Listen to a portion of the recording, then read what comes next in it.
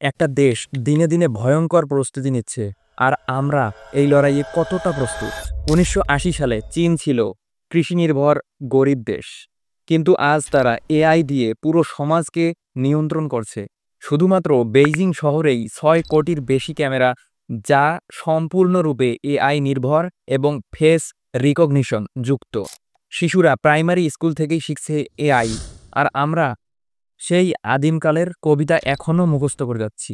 তাদের দেশ ২০৩০ সালের মধ্যে আমেরিকাকেও পিছনে ফেলতে যাচ্ছে।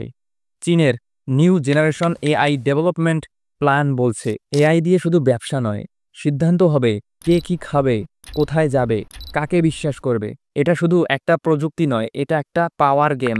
এই পৃথিবীতে এখন বড় হতে গেলে শুধুমাত্র বইয়ের ওপর নির্ভর করলেই হবে না, আপনাকে শিখতে হবে এআই, অটোমেশন, অ্যালগোরিদম। নইলে ভবিষ্যৎ একটা ল্যাবের ভেতর তৈরি হবে, আর আপনি সেই ল্যাবের গেটের বাইরে অপেক্ষা করবেন, কারণ ওদের ভবিষ্যৎ আমাদের গতি নির্ধারণ করবে। So take your decision, be unique.